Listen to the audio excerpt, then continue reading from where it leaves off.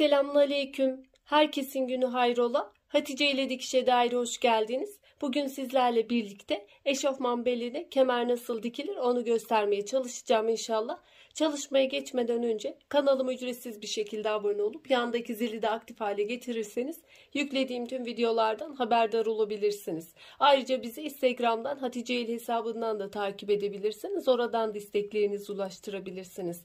Elimizden geldiği kadar yardımcı olmaya çalışıyoruz. Şimdi çalışmamıza geçelim. Kumaş olarak çalışmamda şardonsuz 3 iplik kullandım.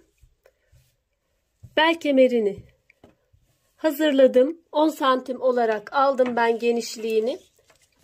2 santim dikiş payı olarak bırakıyoruz. Ortalama olarak 4 santim lastik genişliği kullanıyorum. Ben yetişkinlerde 4-5 santim arası lastik kullanıyorum. Çocuklarda 3,5-4 santim arası da kullanabilirsiniz. Ve bel kemerini eşofmanımızın bel kısmından şöyle 1 santimi dikiş payı olacak. 3-4 santim kısa kesiyorum. Esnek kumaşta bunu yapıyorum. Esnediği zaman 1 olacaktır. Ribanalık daha esnek kumaş kullanacaksanız bel kemerini daha da kısabilirsiniz. 4-5 santim olarak da alabilirsiniz. Burada şu şekilde 2 kat yapılınca içinden lastik kolay bir şekilde geçecek. Ve dikiş payı olacak. Lastik ölçüsünü de belinizden 5 santim kısa alabilirsiniz. Şöyle de ifade edeyim. Şöyle lastiğimi çektirdiğim zaman bel kısmından fazlalaşıyor. Burada lastik ölçüsü biraz da lastiğin esnekliğine de bağlı oluyor. Öncelikle yapmamız gereken şu yan dikişimizi dikmek.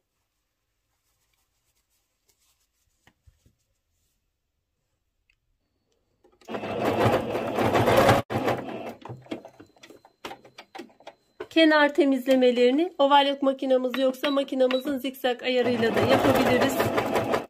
Dikişimizi diktik, temizlemesini yaptık. Bu tek taraflı dikişli olduğu için ben bu kısmı eşofmanın arka orta kısmına bırakıyorum. Eğer iki kenardan dikişli olmuş olsaydı o zaman iki yan kenara bırakıyordum. Şu şekilde 2 kat yapıyoruz. Kemer bölümünün 4 bir tarafının işaretini alıyorum. Bunu yapmamızın nedeni de kemer bölümünü 3-4 santim kısa kestiğimiz için dengeli bir şekilde dikebilmek için yapıyoruz.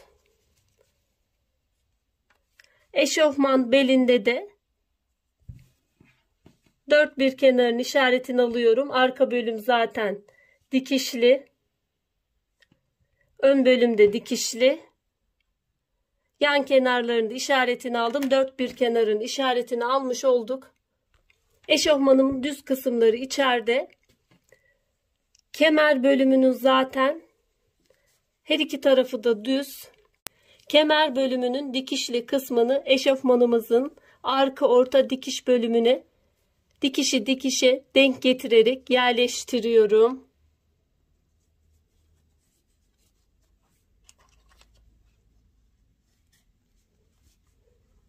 İşaret aldığım kısımları aynı şekilde yerleştiriyorum.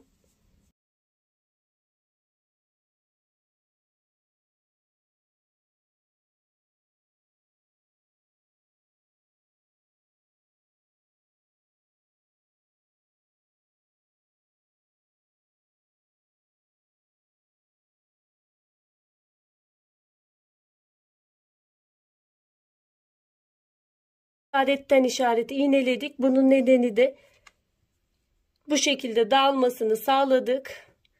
Şimdi bel kemerinin dikimine geçiyoruz.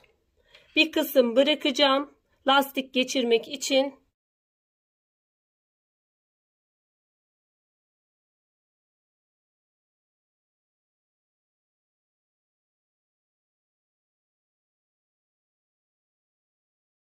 Lastik geçirmek için bir kısım bırakıyorum.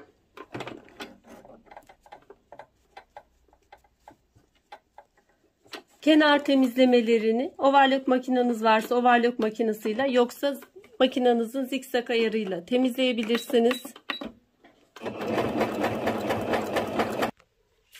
Kemer bölümünü eklemiş olduk. Temizlemesini de yaptık.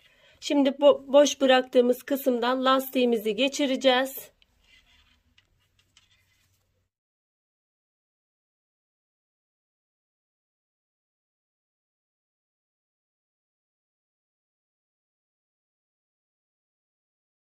Lastiği geçirdikten sonra şöyle üzerine üst üste yerleştirip 2 dikiş yapıyoruz.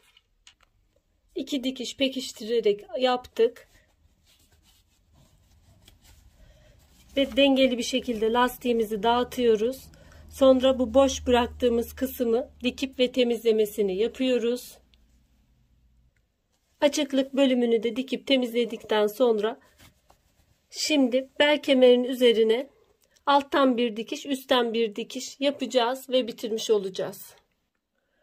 Baskı dikişlerinde ayarı yükseltiyorum. 3,5 aldım.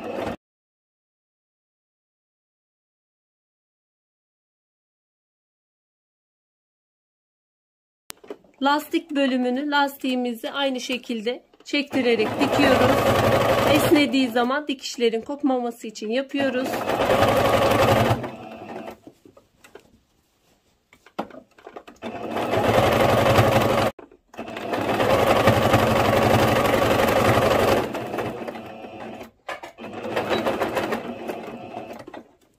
Alt dikişi yaptık. Şimdi üst kısımdan da bir dikiş yapıyoruz.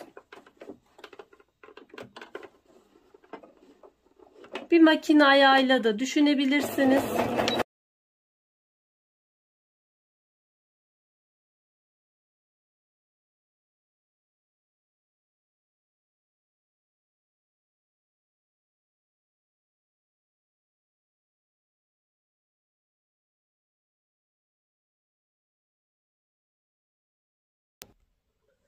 İki dikişi de yaptıktan sonra çalışmamızı bitirmiş olduk.